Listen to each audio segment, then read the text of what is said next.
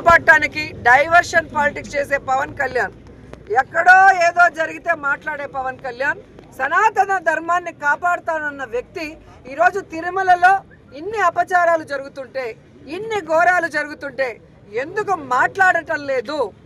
ఆ తప్పు చేసిన వాళ్ళని శిక్షించమని ప్రభుత్వాన్ని ఎందుకు నిలదీయలేదని నేను అడుగుతున్నాను. ఇదేనా నీ చిత్తశుద్ధి?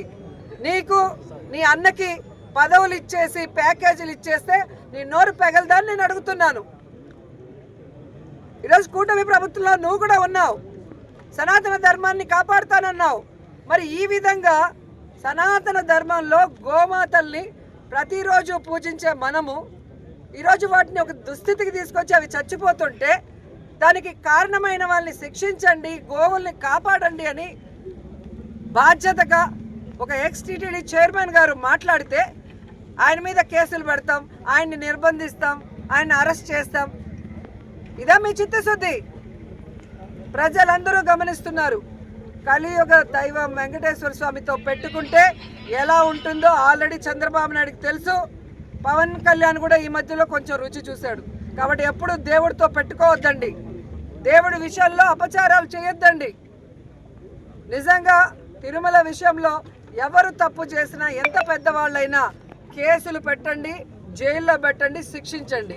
అంతేగాని జరుగుతున్న వాటిని నిరూపించిన వ్యక్తిని ఈ విధంగా తప్పుడు కేసులు పెడతామని నిర్బంధించి భయపెడితే ఎవ్వరు కూడా ఇక్కడ భయపడే పరిస్థితి లేదు అని కూడా ఈ సందర్భంగా తెలియజేసుకుంటూ, ఇప్పటికీ అదే మాట మీద ఉన్నాం. మీరు చెప్పినట్టుగా కరుణాకర్ రెడ్డి గారు ఒక్కరినే రమ్మన్నా వస్తారు, మమ్మల్ని అందరినీ రమ్మన్నా మేము వస్తాము. అక్కడ గోవులు, ఆవు దూడలు చనిపోతున్నది నిజం, వాటిని సంరక్షించకుండా గాలికి వదిలేసింది నిజం. వాటిని సంరక్షించాలి, ఆ గోవుల మరణానికి కారణమైన వాళ్ళని శిక్షించాలి, అరెస్ట్ చేయాలని కూడా డిమాండ్ చేస్తున్నాం.